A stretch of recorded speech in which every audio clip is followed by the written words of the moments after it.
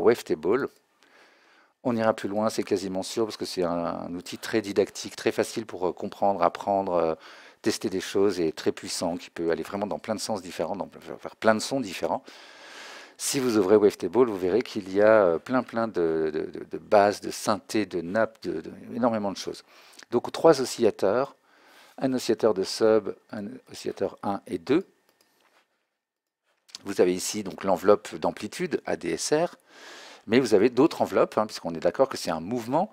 Ça dit comment ça monte, est-ce que ça redescend jusqu'au bout ou pas, est-ce que ça reste en plateau, et quand on arrête de jouer, est-ce que voilà. Donc cette enveloppe-là pourrait agir sur ce paramètre, par exemple. Pareil pour les LFO, on a des LFO ici qui vont générer un mouvement qu'on peut appliquer à n'importe quel paramètre, d'où ce tableau. Là, on a les filtres. Si je veux par exemple que la fréquence soit contrôlée par cette enveloppe, je clique sur fréquence, donc le paramètre apparaît là en blanc, là, en lumineux, disons. Et effectivement, là, j'ai l'amplitude, donc c'est cette enveloppe. L'enveloppe 2, c'est celle-ci. L'enveloppe 3, c'est là. Le LFO, c'est ça. Le LFO 2, c'est ça. Ça peut être la vélocité, toujours pareil. La hauteur des notes va agir sur la fréquence du filtre. Ou, oui, la vélocité est plutôt la force avec laquelle j'appuie sur les touches. Ou la hauteur des notes. Ou le pitch bend.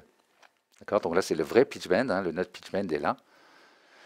La pression, le mode wheel, vous connaissez ça, les slides, les glissés au bas, pardon. D'accord.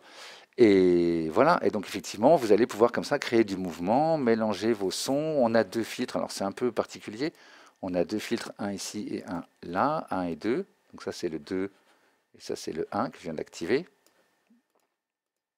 Et je désactive le 2 là. Il est grisé, enfin voilà, c'est assez clair. On a à chaque fois le 1 est là, le 2 est là, la fréquence. La résonance, vous connaissez ça, mais en plus là, il y en a un petit... c'est très didactique, hein, ce que je vous disais, on voit tout. Donc c'est vraiment très pratique à utiliser. Et à la fin, effectivement, toujours pareil, poly, monophonique, le glide. Donc je joue 2 notes. Et ce qui met du temps pour passer d'une note à l'autre.